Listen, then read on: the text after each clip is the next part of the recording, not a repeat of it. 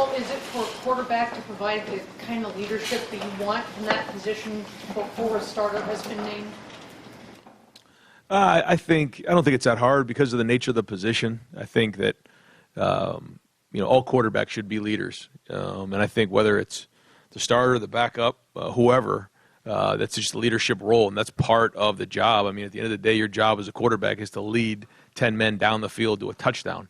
So it goes with the job, with the territory, and Joe Burrow was never a starting quarterback here, but he was always a leader when he was here, and so I think that's just part of the job, regardless of whether you're the starter or a backup. And you're about halfway through camp. You had an important scrimmage today. Who's flashed? Who's really impressed you to this point? On the whole team, or I want to look at the film today. Today was really the first day in pads that we've hit. We've tackled to the ground. A lot of the stuff leading up to this point we were kind of installing, and you didn't get a really feel for that. Today was a little bit more of a feel for that. I want to get on the film and see what that was all about. But certainly the defensive line, I thought, did a good job creating penetration. You felt that, and Baron Browning has shown so far that he's really made a lot of progress in a short period of time. That's been exciting. I think our secondary is getting their hands on a lot of balls. We had a couple pick sixes out there, which was really good today. So, I think those guys are doing a good job. I want to watch the film and really, grade it and see how guys grade it out. But, we're going to treat it like a game and see how everybody, did in terms of a grade, and then we'll go from there. Hey, Ryan. B.B. Landers talked at practice the other day about mental health issues, and he put that Twitter video out after the Dayton shooting. I'm sure you've seen. What does it mean to you to have a kid like that who's willing to talk about this issue, openly? Well, I'm first off, I'm proud that he did that. I think that it hit home close to him being from Dayton. But when you look at what's going on out there, it's happened in almost every major city since January 1st, and there's so much going on with it. We've had meetings. I've talked to the team about Nina and I's fund and what we believe in with On Our Sleeves. We've hired 2 more athletic counselors that'll be in-house, that'll be working with our guys, and they were introduced to the team this past week.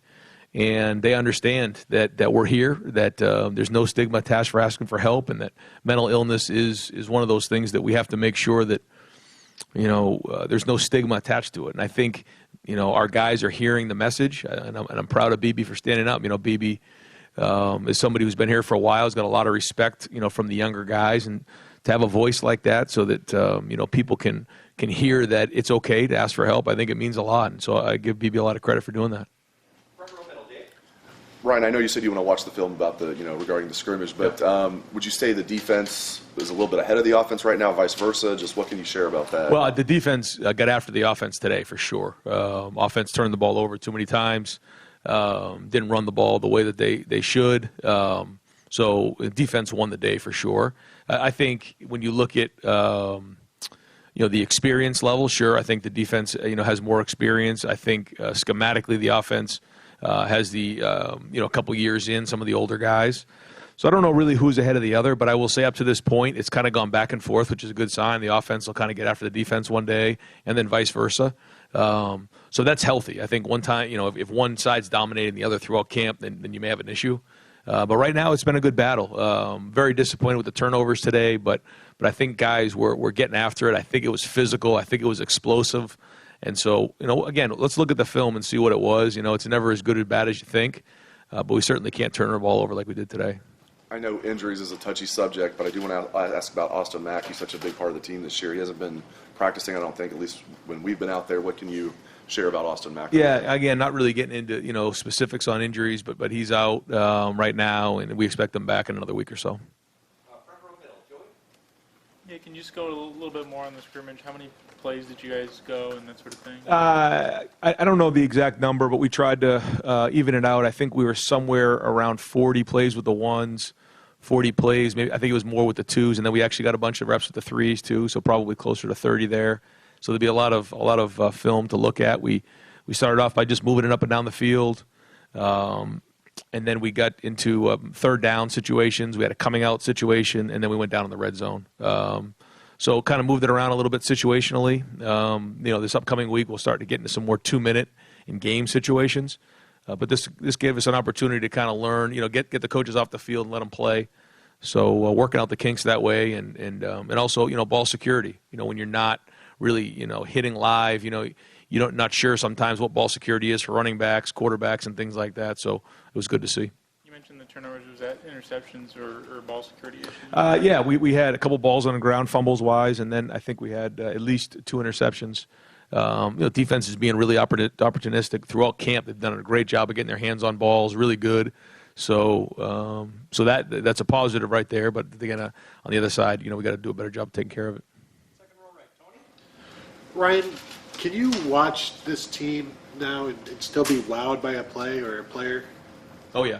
Did that happen today? Did anybody wow you today, or who has done that for you? Yeah, I mean every day you see things that are pretty amazing. We have some really good athletes out there, and guys are competing. And anytime that happens, sometimes you see it live and it kind of takes you, you recognize it. Sometimes you don't catch it until you watch it on film and you see it like 3 or 4 times, and you realize and recognize what a nice play it was. And so it's good. I mean, I think the guys are competing out there. I think we got some really good skill guys. We got some good battles going on up front. And again, the whole thing is being physical and how tough can we play. And you mentioned Baron Browning. What have you seen? Where is he? Middle linebacker? Is he Will? What's he doing right now? Yeah, he's playing. Mostly in the middle. He'll move around a little bit though. He plays fast. He's very, very athletic that way. He's physical. He's big. He's strong. And I think Al's doing a good job with him in terms of understanding and diagnosing plays and being in the right spot at the right time. And I think all the linebackers are doing a good job. It's a long, athletic group right there, and so they're off to a good start. Front row right, Bill. The right tackle position might be the most competitive on your offense. Could you give an assessment of where that stands right now? Yeah, I think, Bowen, he has more experience. He's been there before. I think this is the first time he's felt really strong on that leg. He's doing a really good job. He's been solid. And then Nick, not as much experience, a lot of upside. I think when you look at it right now, it's probably really close. It's probably neck and neck. They're rotating in. Some are getting reps with the 1s and 2s. We don't really look at, who they're with. We just kind of roll them. And Stud's doing a good job of rolling those guys and making sure that they're all getting reps because, again, if both of them deserve to play, they will play. So right now, I think it's pretty good. I want to see how they grade out today. How do you do that when obviously you can only be one right tackle at a time? I mean, are you going to seriously consider rotating guys within games? Yes. Yep. Front row right, Austin. Ryan, when you talk about the turnover problems today, is your first impression, would it be offensive execution or credit to the defense? Yeah, that's a great question because I think once you get on the film, you have to realize and look at and see what exactly was going on. Was it a pressure? Was it a route that was running correctly, or was it just a really good defensive play? And so that's what we got to look at. I think maybe a little bit of both. I think there's some things we could have cleaned up and been a little careful. What happens when you play quarterback in practice? There's no real ramifications for just late in the down, throwing it downfield, and if a play is made, it's made. If not, it's the next play of practice. But when you're in a scrimmage, you're in a game, we obviously know it could be detrimental to the whole game. And so that's what we tried to create that environment today, and hopefully there's some learning lessons there. I know we've asked you every time about the quarterbacks, but you had suggested you might want to know by 2 weeks of practice. Is that still the time frame? Did today help? Yeah, I thought after today I'd have a better feel. I didn't. Nobody went out there and won the job for sure. So again, still a work in progress, and hopefully at this time next week somebody steps up and wins the job. Over here, far right, Bill. Ryan, we saw Jamison Williams lose his black stripe the other day. Just where have you seen him making a push that let him lose the stripe? First off, I think he's got some competitiveness in him. He's tough. He's obviously got a lot of long end speed. He can really run, and he's been doing a good job. He stepped right up. I mean, he has the mentality that he wants to come in here and play as a freshman, which I can appreciate. He's doing a good job on special teams, and he's mixing it up right away. He's still got a lot to learn, made a bunch of mental mistakes today. But, again, he's a freshman and is still learning. But he's got the right attitude, and he's going hard, so we can work with that. Is he on punt block special teams? Is that where you guys have him? So he's been doing a bunch of that stuff. He's been kind of moving around, and as we build the depth chart, he's going to be in consideration. on some of the scout stuff. He's blocked some punts for us against our first, punt team and showing up there, giving great effort. So anytime that happens, then we're certainly going to take a look. And then maybe even as the season goes on, start to give more responsibility if that's the case. But that's the case with everybody, and so they got to earn it. You were talking the other day about how important it is to find a number 2 back behind J.K. Does Jalen Gill factor in there at all? Is he a guy you think will be able to hand the ball to? Jalen's at H right now, so he's mostly at receiver. And so, yeah, we're looking for that backup spot. Had an opportunity to say, okay, here's somebody who's going to win that spot today, and it didn't happen. So we're still looking for that guy. And Master hasn't been practicing, so it's hard, obviously, for him to win the job. But DeMario, Marcus, and Steele are all kind of in the battle right now for it, and that battle continues.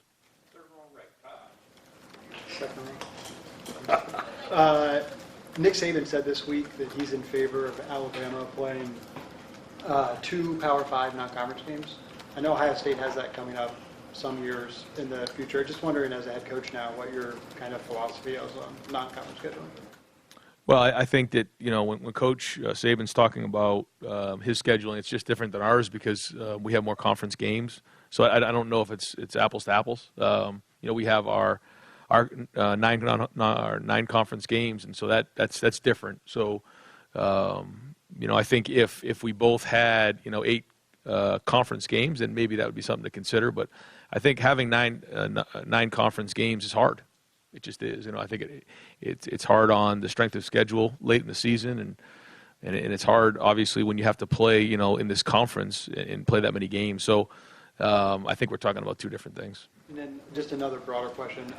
Targeting rule's been around for like 10 or 11 years now. There were some tweaks to it this offseason. Just what are your thoughts on how it's worked, how it hasn't worked?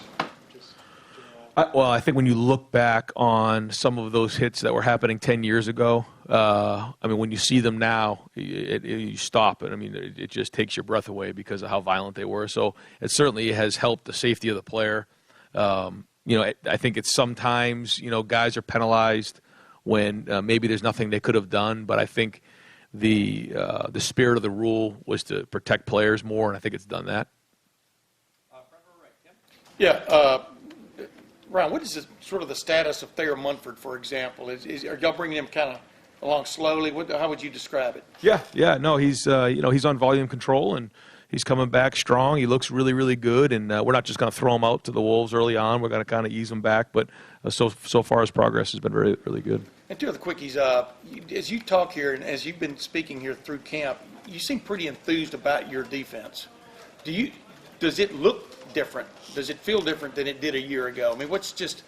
What has you kind of going on about that group? Well, I just think, first off, there's an energy to them. I always like when guys are a little salty and have an edge to them and have something to prove. I just like that about any player at any level, and I feel that about those guys. They had to read a lot of stuff in the off season and during the season last year, and that makes them hungry. And so I just like that spirit they have about them right now, and they have something to prove every time they step on the field, and I think that makes for good football. So I just like being around those guys. They're tough right now, and I think they just can't wait to play. And I think the more you see those guys play, I think the more you'll see that there's a good chemistry over there, and they like being around each other. So another thing, obviously we didn't get to watch. Who had the pick sixes? Give us a little bit of a highlight look here. Yeah, I think Kayvon Pope had one, and I believe Seven Banks. Yeah, they both had pick sixes, and a lot of energy out there. Guys were fired up. Anytime you can create a turnover and then score, it's huge. Think about the TCU game last year and what that did for that game, and so really excited about that. That's a huge emphasis for us this year, and proud of those guys. Those are 2 guys, Seven Banks and Kayvon Pope, had good camps. They've done really good things, and lo and behold, they're starting to make plays. And final questions over here to the left, Stephen. Yeah. You talk about how you're happy with the fact that your secondary is causing turnovers, but the other side of that is your offense is turning the ball over. Is there a balance of gauging both emotions of you want your defense to cause turnovers, but at the same time you don't want it to be at the expense of your own offense? Oh, for sure. Yeah, for sure. That's it. That's as the head coach now, you got to kind of wear both hats and feel that out. But again, is it a really good play? Or is it, just like if you give up a long pass or a long run, is it just a really good run, or did somebody not fit it right, or was there a mistake on defense? If there's an interception, was it just a bad read, bad pass, or was it just a really good play on defense? And I think that's what you have to look at. And you just correct it the best you can. But anytime you're competing and you got two sides going after each other, there's going to be some carnage in there, and you just got to kind of sort through it and make corrections where you need to, and then enhance it on the other side. No, so did you guys score the scrimmage today as what you did in the spring? No, we did not. No, we don't keep scoring it in the preseason. So, yeah. Coach, thank you very much. Okay, thanks. Thank you.